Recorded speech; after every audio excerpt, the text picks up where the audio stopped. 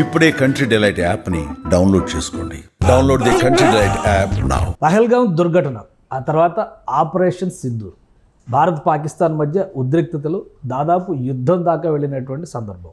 అది పూర్తి స్థాయి యుద్ధమా కాదా అనేలోపే కాల్పుల విరమణ. ఇప్పుడు భారతదేశం ప్రపంచ దేశాలని తీవ్రవాద విషయంలో పాకిస్తాన్ అనుసరిస్తున్నటువంటి వైఖరిని తేటతెల్లం చేసేటువంటి ప్రక్రియను ప్రారంభించింది. మొత్తం మీద రెండు దేశాల మధ్య చిచ్చు రాజేసినటువంటి అంశాలతో పాటు అసలు ఈ ఆధునిక తరం యుద్ధం ఏ విధంగా ఉంటుందనేటువంటి అంశం పైన కూడా ప్రపంచవ్యాప్తంగా ఒక కొత్త చర్చకి తెరలేపింది భారత్ పాకిస్తాన్ ఉద్రిక్తతలు. వీటి గురించి మనం మాట్లాడదాం. మనతో పాటు ఉన్నారు మాజీ ఆర్మీ కల్నల్ శ్యామ్ విజయ్ సింహ గారు. గతంలో కార్గిల్ యుద్ధ వీరుడిగా ప్రత్యేకమైనటువంటి గుర్తింపు పొందినటువంటి వ్యక్తి. నమస్తే సార్. నమస్కారం. సరే, యుద్ధ విరమణకి సంబంధించి చాలామందిలో ఉన్నటువంటి సందేహం ఏంటంటే కాల్పుల విరమణకి వెళ్ళడం, సీజ్ ఫైర్ అనేది ఒక తప్పటడుగు అనేటువంటి అభిప్రాయం ఉంది. ఒక దశలో ఒక 2-3 రోజుల యుద్ధంలో మనం చూసింది ఏంటంటే భారత్ ఖచ్చితంగా పై చేయి 1972 నాటి స్టోరీ పునరావృతం అవుతుంది. చాలా ఎక్స్పెక్టేషన్స్ పెట్టారు. అంటే బహుశా ఇంకో 10 రోజులు యుద్ధం జరిగితే పాకిస్తాన్ లొంగిపోద్ది అనుకున్నారు. అన్ఎక్స్పెక్టెడ్గా ఎవరు ఊహించని విధంగా కాల్పుల విరమణ అనే అంశం దేశం మొత్తాన్ని కూడా కలిచివేసింది అనిపిస్తుంది. ఎటువంటి వ్యూహం ఉంటే ప్రభుత్వం ఈ నిర్ణయం తీసుకుని ఉంటుంది? ఇప్పుడు యుద్ధ నీతిలో చాలా రకాలు ఉంటాయండి. అందులో ఒకటి, మనం ఎమోషన్స్ని, అంటే మనం ఈ ఉద్రిక్తతలను మీరు అన్నారు కదా, మనోభావాలని బట్టి యుద్ధం చేయరు. ఇప్పుడు అందరి మనోభావాలని బట్టి యుద్ధం చేస్తే రకరకాలుగా యుద్ధం చేయాల్సి వస్తుంది. అంతగా చేయడం కుదరదు కదా. మొదటి. 2, దేశహితంలో మనం చేయాల్సింది ఎంత చేయాలో అంతవరకు చేస్తాము అని ముందు నుంచి చెప్తున్నారు. అంతవరకు చేశారు. ఉగ్రవాద స్థావరాలను కొడతామన్నారు, అంతవరకు కొట్టారు. 3, యుద్ధం అనేది మానధనహానికి కారణం. ప్రాణాలు తెలిసిన విషయం, ఎలాగూ పోతాయి. ఇప్పుడు మనం ఆ యుద్ధాన్ని ఇంకొక 5 రోజులు 10 రోజులు పొడిగించాం, లేదా పాకిస్తాన్ లోపల దాకా వెళ్ళాం. జరిగే క్షతి మన వైపు వాళ్ళ వైపు, మనకెంత లాస్ ఉంటుంది, వాళ్ళకెంత లాస్ ఉంటుంది, మనం బేరీజ్ చూసుకుంటే చాలా దారుణంగా ఉంటుంది పరిస్థితి. 4, యుద్ధం జరుగుతున్నంతసేపు భారతదేశ వనరులన్నీ దాని మీదే కేంద్రీకృతం చేస్తాం కదా, అప్పుడు మనకి ఆర్థికంగా ఎంత లాస్, ఇది 4. 5, ఇప్పుడు ఆ సైనికుడు ఎవరైతే కొట్లాడుతున్నాడో వాడు ముందుకెళ్ళి కొట్లాడతాడు, ప్రాణాలు పోతాయి వాడికి, వాడి పరివారం. మనం హ్యూమన్ రైట్స్ అని అదని ఇవన్నీ మనం చాలా చెప్తా ఉంటాం. మనం చాలా శాంతి దేశం, హ్యూమన్ రైట్స్ మనం కాపాడుతాం. మరి ఇవన్నీ హ్యూమన్ రైట్స్ కిందకి వస్తాయి కదా, ఎంతమంది ప్రాణాలు పోతాయి. ఎమోషన్ కరెక్ట్, అందరి emotions they are well taken. But దీనికి ఒక వ్యూహం ఉంటుంది. ఎలాగ మనం యుద్ధం చేయకుండా కూడా ఎదుటివాడిని మనం ఒప్పించగలము, ఎదుటివాడిని మనం కాళ్ళ బేరానికి తీసుకురాగలము అనే దానికి ఒక వ్యూహం ఉంటుంది. కానీ ఇది రైట్ టైం అంటారా? ఆ డెసిషన్, ఆ వ్యూహాన్ని అమలు చేయడానికి రైట్ టైం అంటారా? దీనికి ఇప్పుడు ఒక 2 దేశాలు కొట్లాడుతూ ఉంటే దాని చుట్టుపక్కల స్ట్రాటజీ చాలా ఉంటుందండి. అంటే వేరే దేశాల ఏమంటుందని వాళ్ళ జోక్యం, వాళ్ళ ఇన్ఫ్లుయెన్స్ చాలా ఉంటుంది వీటి మీద. అలా చూస్తే ఇది సరిగ్గా తీసుకున్న నిర్ణయం. మనం ఎంత కొట్టాలనుకున్నాం అంత కొట్టేస్తాం. దానివల్ల ఏమవుతుందంటే మనం మాట మీద నిలబడే వాళ్ళమని ముందు పేరు వస్తుంది. ఐక్యరాజ్య సమితి కూడా గుర్తించింది అది. వీళ్లకు ఇలా జరిగింది, పహల్గాంలో ఇలా జరిగింది, ఉగ్రవాదుల్ని కొట్టాలనుకున్నారు, కొట్టారు, తర్వాత ఆగిపోవాలనుకున్నారు, ఆగిపోయారు. మనం చెప్పిన మాట మీద మనం నిలబడ్డాం. మాకు వేరే దాంతో సంబంధం లేదు, మీ దేశంతో సంబంధం లేదు, మీ దేశం మేము వ్యతిరేకులం కాదు, మీరు శాంతియుతంగా ఉండండి, మేము ఉంటాం, కానీ ఉగ్రవాదం మాకు నచ్చదు, మీరు కూడా ఒప్పుకోవద్దు, మీ దాంట్లో ఉంటే మేము ఒప్పుకోము, మేము కొట్టేస్తాం అని మనం చెప్పాం, చేసాం. ఓకే. కానీ అందరూ ఆశించింది ఏంటంటే పిఓకేని కూడా తీసుకొచ్చేస్తారు ఈసారి. ఇంకా ఆల్మోస్ట్ ఆ స్టేజ్ వచ్చేసింది అనుకున్నారు. మొదటి 3 రోజుల్లోనే పాకిస్తాన్కి అపారమైన నష్టం జరిగింది. ఒక్క క్షిపణి కూడా భారత గడ్డను తాకకుండా మనం అడ్డుకోగలిగాం అనేటువంటి నమ్మకంతో పిఓకే మనకు వస్తుంది అనుకున్నారు. సో పిఓకే రావడం లేదా పిఓకేలోకి వెళ్ళి యుద్ధం చేయడం, దానిపైన మీ అభిప్రాయం ఏంటి? పాకిస్తాన్ ఆక్యుపైడ్ కాశ్మీర్, మనం కాశ్మీర్ని 1947 తర్వాత 2 భాగాలుగా విడిపాం. ఇప్పుడు రమారమి అంతా 70-75 సంవత్సరాలు అయిపోయింది. 75 సంవత్సరాలు మనం ఏమంటాం, ఇక్కడికి వచ్చిన ఉగ్రవాదుల్ని ఇండాక్ట్రినేట్ చేస్తున్నారంటే వాళ్ళు వాళ్ళ వైపు మార్చుకుంటున్నారు అంటాం. మరి 75 సంవత్సరాల నుంచి వాళ్ళ దగ్గరే ఉన్న వాళ్ళు ఎంత మారిపోయి ఉంటారు? మొదటి ప్రశ్న. 2, మీరు అటువైపు వెళ్ళి ఏం చేయాలి, ఏం సాధిస్తాం? మనం అక్కడ ఏమన్నా భూములు సాధించి లేదా భూములు తీసుకుని దున్నుతామా, పొలాలు పంటలు పండిస్తామా? అక్కడ ఏమీ లేదు. నీళ్లు, అవి కూడా మనం వదిలితే వచ్చే నీళ్లు, కొండలు, చలి, ఇది తప్ప ఇంకేమీ లేదు. 3, అక్కడున్న ముస్లిమ్స్, అక్కడున్న దేశవాసులు మన ముస్లిమ్స్నే ఒప్పుకోరు. వాళ్ళు ఏమంటారంటే వీళ్ళు మొహాజెట్స్ అన్న లెవెల్లో మాట్లాడుతుంటారు. మరి అట్లాంటప్పుడు మనకి వాళ్ళకి ఐడియాలజికల్ డిఫరెన్సెస్ ఎన్ని ఉంటే మనం వాళ్ళని తీసుకొచ్చి మన వైపు కలుపుకొని ఏం సాధిస్తాం? ఇది 3. 4, వాళ్ళకై వాళ్ళు స్వతంత్రంగా వస్తున్నారు, మన వైపు రావట్లేదు. మనం గెలిచి అంటే యుద్ధంలో గెలిచి వాళ్ళని మన వైపు తీసుకోవాలని అనుకుంటున్నాం. అప్పుడు ఏమవుతుంది? ఇప్పుడు ఎన్ని దేశాలు వేరే వాళ్ళ మీదకి యుద్ధం చేసి గెలిచి ఆ భూభాగాన్ని తీసుకుని శాంతియుతంగా ఉంటున్నాయి ప్రపంచంలో, మీరు ఆలోచించండి. ఇప్పుడు గొడవలు జరుగుతూనే ఉంటాయి కదా, మరి ఇంకా గొడవలు జరుగుతూనే ఉంటాయి. మనము పరిష్కారం కదా ఆలోచిస్తాం. కాశ్మీర్లో ఉగ్రవాదం తగ్గిపోయి పరిష్కారం కావాలంటే మాకు పిఓకే కూడా వచ్చేస్తే మాకు పరిష్కారం ఉంటుంది అని కదా మనం ఆలోచిస్తాం. మరి అది ఉండదే. కానీ ఇప్పుడు ఫస్ట్ కండిషన్ కూడా ప్రభుత్వం పెట్టింది అదే కదా, ఉగ్రవాదం, పాక్ ఆక్యుపైడ్ కాశ్మీర్ గురించి మాట్లాడదాం, ఈ రెండు అయితేనే మాట్లాడతామని చెప్పాడు. పాక్ ఆక్యుపైడ్ కాశ్మీర్ గురించి మాట్లాడదామని ఎందుకు అంటున్నారంటే, పాక్ ఆక్యుపైడ్ కాశ్మీర్ గురించి మాట్లాడితే శాంతి చర్చల వల్ల ద్వారా మనకు వచ్చేయాలి. మ్యాప్ డిమార్కెట్ చేసి ఈ భూభాగం మీద మాకేమీ ఎటువంటి హక్కు లేదు, యూఎన్లో కూడా మేము ఒప్పుకుంటాం, మీరు తీసుకోండి, మీరే పెట్టుకోండి, మీ దేశం నుంచి మేము తీసుకున్నామని వాళ్ళు ఒప్పుకోవాలి. శాంతి చర్చల్లో జరగాల్సిన పని అది. అంటే బయలాటరల్ టాక్స్లో జరగాల్సిన పని. యుద్ధం చేసి సాధిస్తామని చెప్పలేదు. వాళ్ళు ఏమన్నారు, పిఓకే గురించి మాట్లాడతాం, ఏం మాటలు జరిగినా ఇంకా hence fourth any discussions on this will start with terrorism and PoK. ఇవి తప్ప మాట్లాడడం. కానీ ఈ టెర్రరిజము పిఓకే వల్ల మేము మీతో యుద్ధం చేస్తామని మనం చెప్పలేదు, లేదా మేము లోపలికి వచ్చి కొట్లాడి తీసుకుంటామని మనం చెప్పలేదు. మనం మాట్లాడతాం అంటున్నాం, డిస్కషన్స్లో ఒప్పుకోండి అంటున్నాం. ఆ డిస్కషన్స్ ఒప్పుకోవడానికే కదా మన డిప్లొమసీ, మన దౌత్యవేత్తలు ఇంత కష్టపడతాం. కానీ ఇప్పుడు జరుగుతున్నటువంటి దౌత్య యుద్ధం, ఇప్పుడు ఒక 30 దేశాలను ఎంపిక చేసుకుని 7 టీంలు, మన ఎంపీలు, ప్రతినిధులు అందరినీ కూడా కేంద్ర ప్రభుత్వం పంపిస్తుంది. దీని ద్వారా సాధించగలిగేది ఏంటి, ప్రయోజనాలు ఏంటి మన దేశానికి? ఇది ఇప్పుడు చాలా సింపుల్ అండి. అంటే ఇప్పుడు ఎట్లా ఉంటుందంటే, ఇప్పుడు మీ ఇంట్లో మీరు ఏదో చేస్తున్నారని, మీ ఇంట్లో ఏదో చేస్తున్నారని మాకు ఎట్లా తెలుస్తుంది? మేము మీ ఇంటి పక్కనే ఉంటాం, కానీ మాకెందుకు తెలుస్తుంది? మీరు చెప్పరు కదా. సో ఇప్పుడు మీ ఇంట్లో ఏదో గొప్ప విశ్వ కళ్యాణానికి ఏదో చేస్తున్నారు, ఒక యజ్ఞమో యాగమో ఏదో చేస్తున్నారు, కానీ అది మాకు తెలియాలంటే ఏం చేస్తారు? మీరు ఇన్విటేషన్ ఇస్తారు, రండి మీరు, మేము రాలేకపోయాం. దాని తర్వాత మీరు ఏం చేస్తారు? మీరే వచ్చి చెప్తారు, ఇది 2వ పద్ధతి. ఈ 2 అయిపోయిన తర్వాత 3వ పద్ధతి ఏం చేస్తారు? మీరు దీనికి సంబంధించి ఒక బుక్ ఏదో తయారు చేసి మాకు ఇస్తారు, మీరు వీలున్నప్పుడు మీరు చదువుకోండి, మీకు తెలుస్తుంది ఏమో మనం చేస్తున్నది. వాళ్ళని నమ్మంటాం, వాళ్ళ దూతావాసాలు ఇక్కడే ఉన్నాయి, వాళ్ళకి ఆల్రెడీ ఇక్కడ మనం చెప్పాం, మీరు రండి అని చెప్పాం, ఆహ్వానించాం, వాళ్ళని చూపించాం, అన్నీ అయిపోయినాయి. 2, జరిగిన పరిణామాలని, జరిగిన ప్రక్రియని మనం అక్కడికి వెళ్ళి వాళ్ళకి చెప్తాం, చూడు బాబు ఇది మనం జరిగింది, ఇది మేము చేసినది, ఇందులో మా తప్పేమో, మేము ఇలా చేసాం, వాళ్ళు ఇలా చేశారు, ఇప్పుడు మీకు అర్థమవుతుంది కదా, ఇది పరిస్థితి. 2. 3వ ప్రక్రియ ఏంటంటే, ఇప్పుడు మనం యూఎన్లోకి ఎప్పుడైనా ఇట్లాంటి డిస్కషన్ జరిగితే వాళ్ళు రుజువులు చూపిస్తారు, మీరు చూస్తూ ఉంటారు, టీవీలో వాటిల్లో చూపిస్తూ ఉంటారు, మీడియాలో ఈ పేపర్లు ఉన్నాయి, ఇవి పబ్లిష్ అయ్యాయి, వాళ్ళ న్యూస్ పేపర్లు ఇవి చెప్తున్నాయి, మా న్యూస్ పేపర్లు ఇవి చెప్తున్నాయి, ఇవి వాళ్ళ సాక్ష్యాధారాలు, ఇవి ఫోటోలు. ఇది 3. మనం బుక్ అని చెప్పాను, మీ ఇంటి నుంచి మా ఇంటికి మీరు ఇచ్చే బుక్, ఇక్కడ మనం సాక్ష్యాధారాలు. సో ఈ రకంగా చేయడం దౌత్య వ్యవహారాలని ముందుకు జరపడంలో ఒక గొప్ప అంకం. ఇప్పుడు మనం సెలెక్ట్ చేసుకుని పంపించిన ఈ 7-8 మంది ఎంపీలు ఎవరైతే వెళ్ళారో వీళ్ళు ఇదే పని మీద వెళ్ళారు. వీళ్ళు this is called mustering the world opinion. So ప్రపంచ దేశాలన్నిటికీ ఇవి చెప్పి మనకు అనుకూలంగా ఉన్న దేశాలకి చెప్పడం కాకుండా, మనకు అనుకూలంగా లేని దేశాలకు కూడా వెళ్ళి చెప్పడం అనమాట. మా తప్పు లేదు, మీరు అనవసరంగా అనుమానిస్తున్నారు అని చెప్పడం.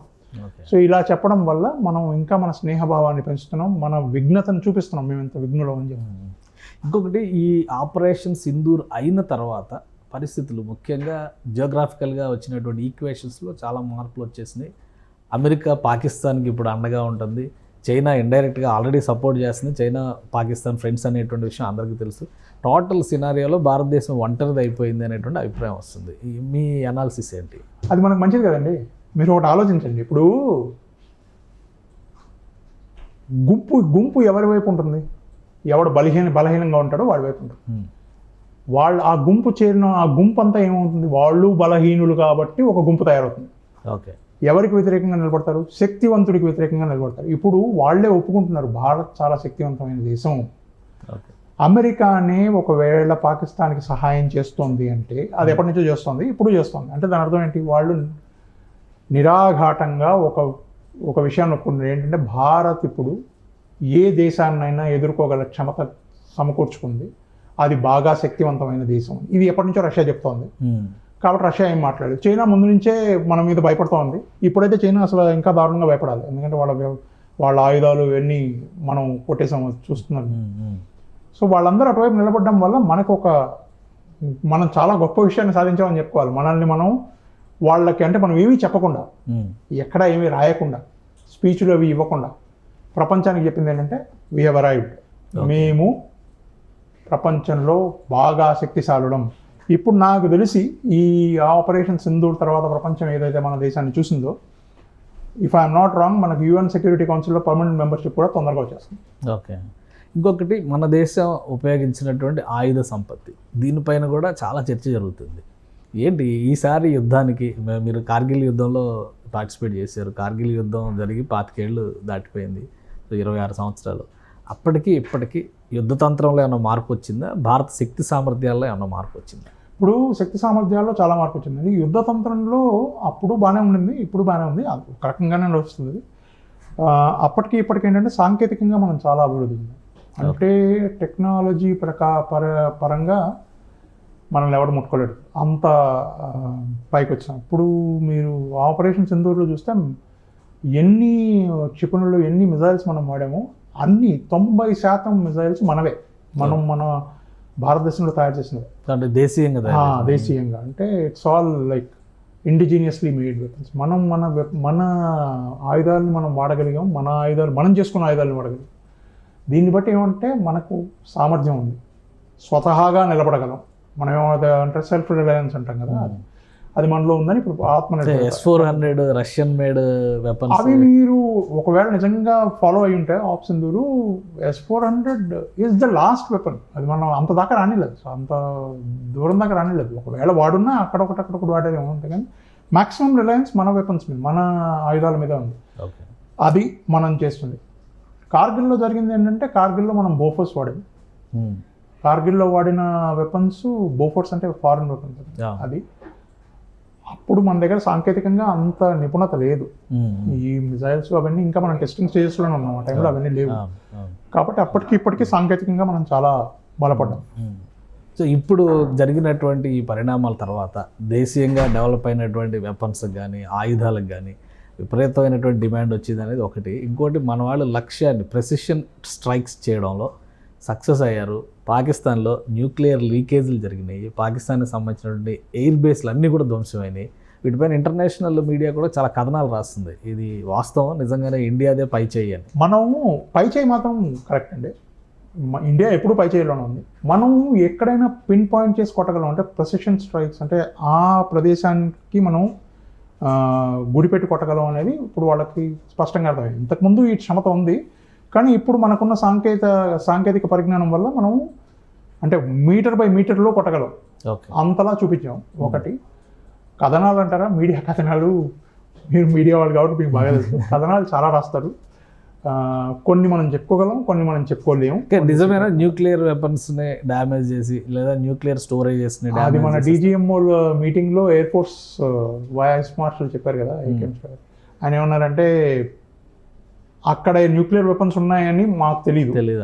మీరు చెప్తున్నారు కాబట్టి మేము ఒప్పుకుంటాం, మీరు చెప్తున్నారు కాబట్టి మేము తెలుసుకుంటాం, కానీ మాకు తెలియదు. నిజంగా వాళ్ళ దేశంలో ఏమున్నాయనేది నిజంగా మనం అంటే వాళ్ళ ఆయుధాగారాలు ఎక్కడున్నాయని మనకు తెలియదు, ఎందుకంటే మనం వాటిని గురిపెట్టలేదు. మనం గురిపెట్టింది ఉగ్రవాద స్థావరాలు, కాబట్టి ఉగ్రవాద స్థావరాన్ని మనం కొట్టాం. కాబట్టి అది నేను నమ్ముతాను, ఎందుకంటే మన DGMOs చెప్పిన మాట ఇది కాబట్టి ఆ మాటను నేను నమ్ముతాను. కానీ అమెరికా వెంటనే ఈ అటమిక్ లీకేజ్కి సంబంధించి టీంని పంపించిన, ఎక్స్పర్ట్స్ టీంని. అలానే ఈజిప్ట్ నుంచి బోరాన్ రిలేటెడ్ మెటీరియల్స్ అన్ని ట్రాన్స్పోర్ట్ అయినాయి, ఇట్లాంటివన్నీ కూడా వచ్చినాయి. సో పాసిబిలిటీస్ ఉండొచ్చా ఆ జరిగిన ఈక్వేషన్స్ని బట్టి? అది మనం ఇదమిత్తంగా చెప్పలేము, అంటే ఇది ఉంటుంది అని మనం చెప్పలేము. మరి ఎందుకు వచ్చాయో వాళ్ళే చెప్పాలి. అమెరికా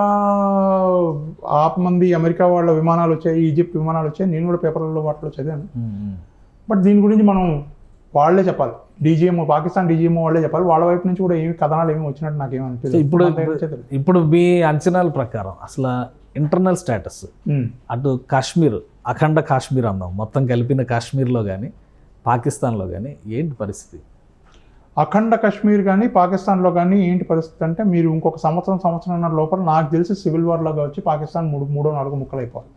బలూచిస్తాన్ ఆల్రెడీ మనకు వార్తలు వచ్చే, వాళ్ళు వీడియోలు కూడా అప్లోడ్ చేస్తున్నారు. వాళ్ళు స్వాతంత్రం ప్రకటించేసుకున్నారు, వాళ్ళు రికగ్నిషన్ కోసం వేరే దేశాలను కూడా అడుగుతున్నారు.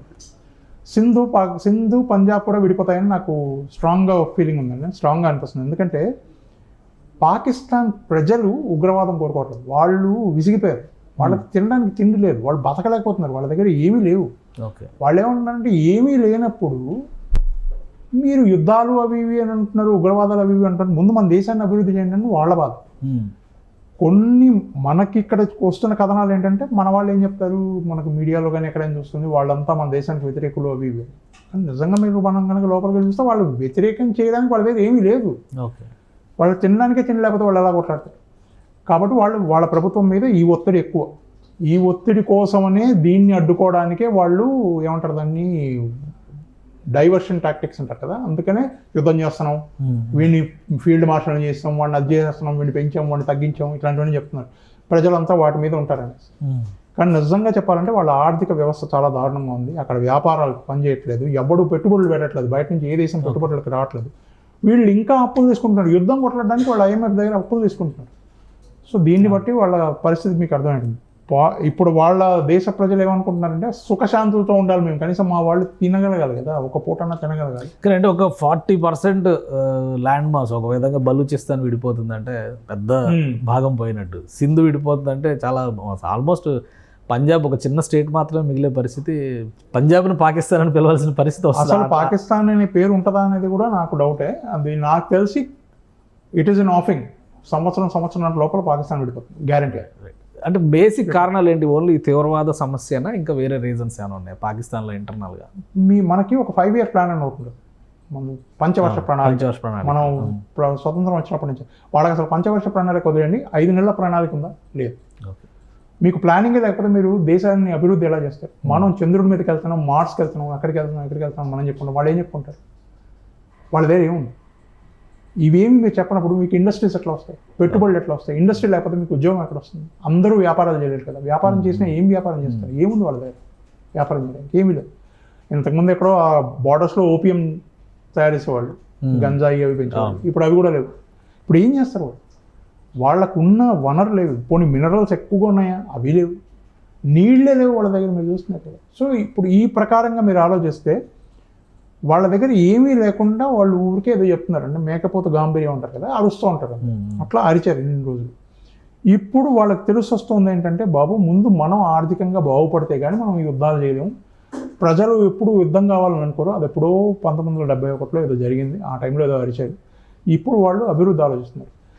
అక్కడున్న వాళ్ళు ఇక్కడ వాళ్ళని పెళ్లి చేసుకున్నప్పుడు మనం చూసాం, అక్కడ వాళ్ళు ఇక్కడ వాళ్ళని పెళ్లి చేసుకున్నారు. వీళ్ళు ఇక్కడ నుంచి అక్కడికి వెళ్ళినప్పుడు చెప్తారు కదా, అక్కడేమో ఎట్లా ఉంది, అక్కడ మా ఇంట్లో కారు ఉంది, అక్కడ మా ఇంట్లో మేము ఇలా తింటాం, హాయిగా తిరుగుతాం, అక్కడ స్విగ్గీలు బంద్ చేస్తాయి, మేము ఇట్లా పోవచ్చు, అట్లా రావచ్చు. ఇక్కడ పాకిస్తాన్కి రాగానే మీరు బయటకు వెళ్ళలేరు, బయటకు వెళ్తే ఎవడెవరు చంపేస్తారో తెలియదు, అక్కడ ఏమీ దొరకదు. ఒక్క బ్రెడ్లో కొనుక్కోవాలంటే 50 రూపాయలు 60 రూపాయలు చెప్తాడు. ఒక్క శాండ్విచ్ కొనుక్కోవాలంటే 700 800 శాండ్విచ్. మీరు ఏం తింటారు? మీరు ఏం తినగలరు? సో ఈ పరిస్థితుల వల్ల ప్రభుత్వం మీద ఎక్కువ ఒత్తిడి ఉంటుంది. ప్రభుత్వం మీద ఎక్కువ ఒత్తిడి రావడం వల్ల నాకు తెలిసి తిరుగుబాటులాగా వస్తుంది. కానీ పాకిస్తాన్ ప్రైమ్ మినిస్టర్ నిన్న కూడా ఒక అనౌన్స్మెంట్ చేశాడు, మళ్ళీ యుద్ధానికైనా మేము రెడీ, మాదే పై చేయని చెప్పి చెప్తున్నాడు. చైనా ఇంకో వైపు నుంచి 50% ఆఫర్లు ఇస్తుంది వెపన్స్ కొనుక్కోవడానికి, ఎయిర్ క్రాఫ్ట్లు తీసుకోవడానికి, వీటన్నిటికీ. సో మళ్ళీ యుద్ధానికి వెళ్తారనే సంకేతాలు వాళ్ళు క్లియర్గా చూపిస్తున్నారు. ఇంకోవైపు నుంచి టర్కీ, అజర్బైజాన్ కేవలం మత ప్రాతిపదికన ఈ ఈక్వేషన్ సెట్ అవుతుందని అనుకోవడానికి అవకాశం ఉందా? ఇంకా వేరే రీజన్స్ ఏమన్నా పనిచేస్తున్నాయా? ఇంకేమీ రీజన్స్ లేవండి, అది మత ప్రాతిపదిక. మొదటి విషయం మీరు అడిగింది, వాళ్ళు ఆయుధాలు చూపిస్తున్నారు, ఇక్కడ శత్రువులు వస్తున్నారు. షాబాజ్ షరీఫ్ ఏమంటున్నారంటే మేము కొట్టేస్తాం, గెలిచేస్తున్నాం. నిన్న కూడా చెప్పాడు, మేము గెలిచేసాం, మా దగ్గర అంతా ఉన్నారు. మీకు చిన్న ఉదాహరణ చెప్తారండి. కౌరవులు పాండవులు కొట్లాడుకుంటున్నప్పుడు మొదటి రోజు యుద్ధంలో నిలబడ్డప్పుడే దుర్యోధనుడు తెలిసి ఇంక మేము ఓడిపోతాం. ఓకే, 2 రోజులు యుద్ధం అయిపోయిన తర్వాత ఆయన ద్రోణాచార్యుడు దగ్గరికి వెళ్తాడు. వెళ్ళి చెప్తాడు, ఏంటి గురు మనం భయంకరంగా వాళ్ళు కొట్టేస్తున్నారు, ఏంటిది అని. ఏం కంగారులో మనం చూసుకుంటానంటే నువ్వు ఏం బాధపడద్దని. వీడు వచ్చి తన సైన్యానికి, తన చుట్టుపక్కల వాళ్ళందరికీ ఏం చెప్తాడు, మనదే పై చేయి, వాళ్ళు కొట్లాడలే, పాండవులు ఎంత కష్టపడ్డా మనల్ని కొట్టలేరు, మనం గెలిచేస్తాం. 2వ రోజే దుర్యోధనుడు ఒప్పేసుకుని నా వల్ల కాదు, నేను కొట్లాడలేనని చెప్పి యుద్ధాన్ని ఆపేసి ఉండొచ్చు. చేసాడా? లేదు. చచ్చిపోయేంత వరకు చేయలేదు. పాకిస్తాన్ పద్ధతి కూడా అదే. పాకిస్తాన్ వాళ్ళు కూడా అట్లాగే చెప్పుకోవాలి, ఎందుకంటే వాళ్ళు అది చెప్పకపోతే వాళ్ళ సైనికులే చంపేస్తారు. కాబట్టి వాళ్ళు చెప్పాలి. ఇప్పుడు ఆసిం మునీర్ని ఫీల్డ్ మార్షల్ చేశారని న్యూస్ వచ్చింది.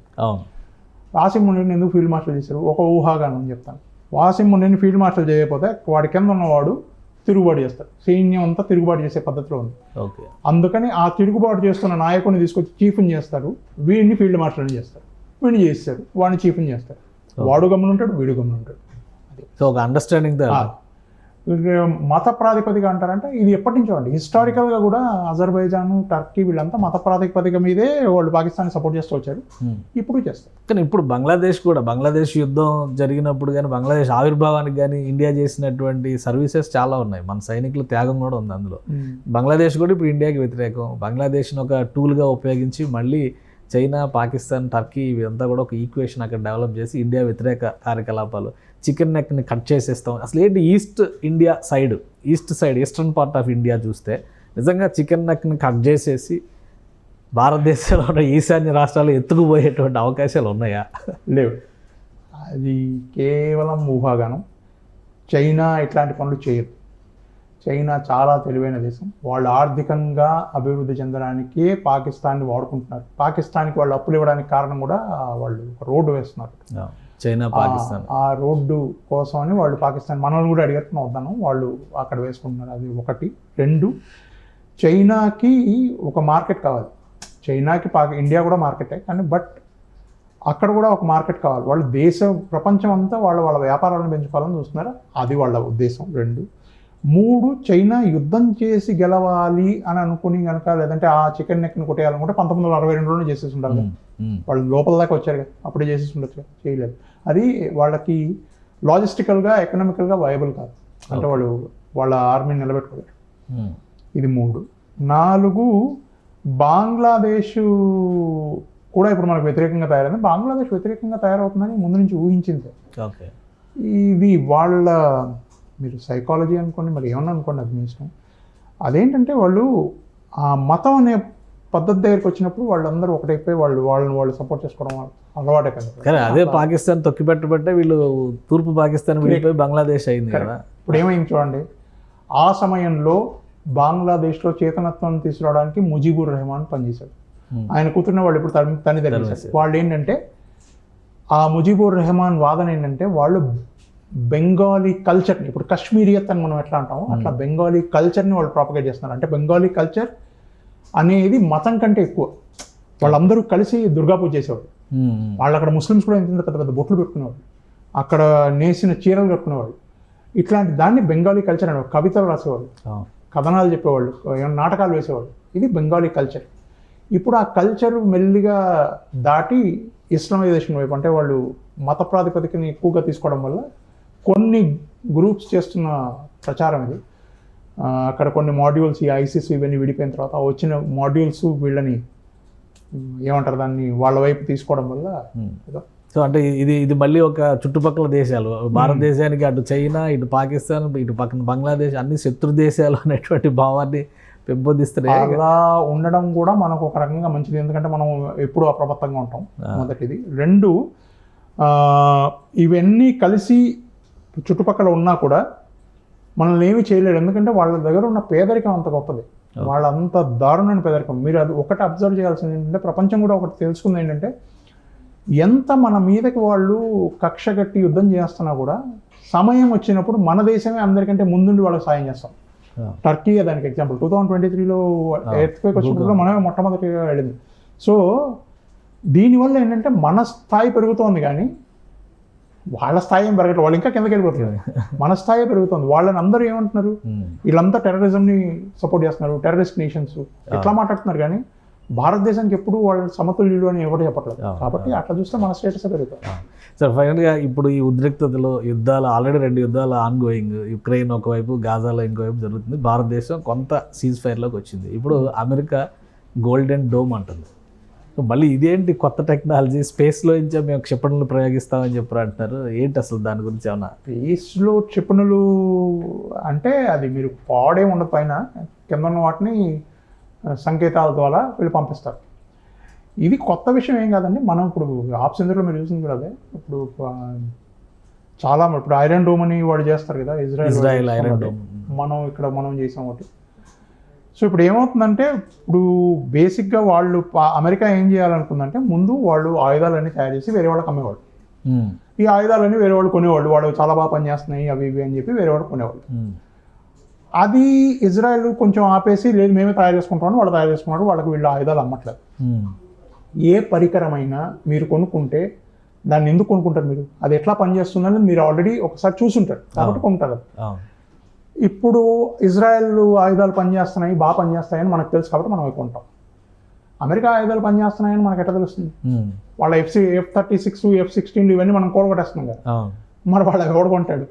వాళ్ళకి ఆర్థికంగా దెబ్బ. అమెరికాకున్న వాణిజ్యం, గొప్ప వాణిజ్యం వాళ్ళు ఆయుధాలు అమ్ముకోవడమే. ఓకే. సో ఆయుధాలు వాళ్ళు ఎట్లా అమ్ముకుంటారు? వాళ్ళు ఆయుధాలు అమ్ముకోవాలంటే అందరికంటే గొప్ప విషయం మా దగ్గర ఉంది అని చెప్పుకోవడం, మార్కెటింగ్ టెక్నిక్. అదే వాళ్ళు చేస్తుంది. ఎందుకంటే ఇప్పుడు ఆప్ సింధూర్లో భారతదేశం చూపించిన సాంకేతిక నిపుణత ప్రపంచం అంతా చూస్తుంది. సో అట్లా చూస్తూ ఉండిపోయిన ప్రపంచం ఇప్పుడు ఏమంటుందంటే భారత ఆయుధాలు కొనుక్కుందాం మనం. కాబట్టి మార్కెట్ షిఫ్ట్ అవుతుంది. మార్కెట్ షిఫ్ట్ అయితే వాళ్ళు పడిపోతారు. ఏ యుద్ధం జరిగినా వాణిజ్యం కోసమే జరుగుతుంది. వాళ్ళ దేశం ఆర్థికంగా బాగుండాలన్న దాని గురించి జరుగుతుంది. ఇప్పుడు అమెరికా చేస్తుంది కూడా అదే ప్రయత్నం. ఇప్పుడు ఆకాశ్ తీరుకి చాలా డిమాండ్ వచ్చింది, ప్రపంచ దేశాలు ఆర్డర్స్ ఇస్తున్నాయి, ఒక 7 దేశాలు ఆల్రెడీ లైన్లో ఉన్నాయని చెప్పిన దాన్ని కౌంటర్ చేసేటువంటి వ్యూహంగానే దీన్ని చూడాలి. అలాగే అనుకోవాలి. ఇప్పుడు మేము ఇలా అంత గొప్పగా చేసామంటే ఇప్పుడు వేరే దేశాలన్నీ లైన్గా నిలబడతాయి. మమ్మల్ని కూడా అందులో ఇంక్లూడ్ చేసుకోండి. కెనడా ఆల్రెడీ చెప్పింది మమ్మల్ని కూడా మీరు అందులో ఇంక్లూడ్ చేసుకోండి, మేము కూడా అందులోకి రావాలనుకుంటున్నాం, మాకు కూడా అమ్మండి మీరు అని. డబ్బులు కదా, డబ్బులు వస్తాయి. ఓకే. అంటే ఇప్పుడు మన దేశం చెప్తున్నటువంటి వాటికి అక్కడ అమెరికా ప్రపోజ్ చేసిన దానికి నిజంగా స్పేస్లో ఒక క్షిపణిని నిలబెట్టి ఇంకో ప్రాంతం నుంచి వచ్చేటువంటి క్షిపణిని కొట్టడం అనేది సాధ్యం. ఇది స్టార్ వార్స్ సినిమాలు వీటన్నిటితో పోలుస్తారు. రొనాల్డ్ రేగన్ ప్రపోజల్స్ ఏవో మాయాబజార్ సినిమా చూసినట్టు అలా కాదండి. అది పైన ఎక్కడ నిలబెట్టరు, అది వాళ్ళ దగ్గరే ఉంటాయి, భూమిలోనే ఉంటాయి, అక్కడ వాళ్ళ బేసెస్లోనే ఉంటాయి. వీళ్ళు ఏం చేస్తారంటే అది నెట్వర్క్లో ఇంటిగ్రేట్ అవుతుంది అనమాట. అది మీరు ఇక్కడ నుంచి సిగ్నల్స్ ద్వారా అంతా పనిచేస్తుంది. సాంకేతికంగా మీరు ఇక్కడ నుంచి సంకేతాలు పంపిస్తారు, ఆ సంకేతాలు పైదాకా వెళ్ళి అవి రిఫ్లెక్ట్ అయ్యి దీన్ని యాక్టివేట్ చేసి పైకి. అంటే ఫ్యూచర్ వార్ఫేర్ అంతా ఇక ఇలానే జరుగుతుంది. ఒకటి వార్ఫేర్ ఇలా జరుగుద్దో లేదో తెలియదు కానీ భయం మాత్రం పెంచుతారు. ఇలా భయం పెంచి యుద్ధం చేయకుండానే గెలిచేయచ్చు. ఓకే. ఇప్పుడు మీరు నేను కొట్టేస్తాను, నా దగ్గర ఎంత ఉంది అంతుంది అంటే ఇది కూడా భయపడిపోయి వద్దురే బాబు నేను కొట్లాడను అని చెప్పే పరిస్థితికి వస్తుంది. ఎందుకంటే ఇప్పుడు ఏ దేశమైనా ఏం చూస్తుందండి, వాళ్ళ ఆర్థిక స్తోమత బాగుండాలి, తన దగ్గర ఉన్న ప్రజలు బాగా తిని హాయిగా బతకగలగాలి అని. అది లేకపోతే వాళ్ళు ఎలా కొట్లాడతారు? రైట్. సో ఆ దాకా వస్తుంది. Right sir, thank you sir విశ్లేషణ అందించినందుకు. ఇది ఓవరాల్గా భారతదేశం అనుసరిస్తున్నటువంటి విధానాలు ఖచ్చితంగా విజయాన్ని చేకూర్చేటువంటి అంశాలతో ముడిపడి ఉన్నాయని విశ్లేషిస్తున్నారు కల్నల్ శ్యామ్ విజయ్ సింహ గారు. అలానే ఆధునిక యుద్ధ పరంపరలో మన ఆయుధాలకి గొప్ప గౌరవం లభించింది ఆపరేషన్ సింధూర్ ద్వారా. ఇక అంతర్గత కుమ్ములాట్లతో పాకిస్తాన్ అనే పేరే త్వరలో కనుమరుగైపోయినా ఆశ్చర్యపోవాల్సినటువంటి అవసరం లేదంటున్నారు. ఇది special discussion. Keep watching. Suman టీవీలో మీ పర్సనల్ అండ్ బిజినెస్ ప్రమోషన్స్ కోసం కింది నెంబర్కి కాంటాక్ట్ చేయండి.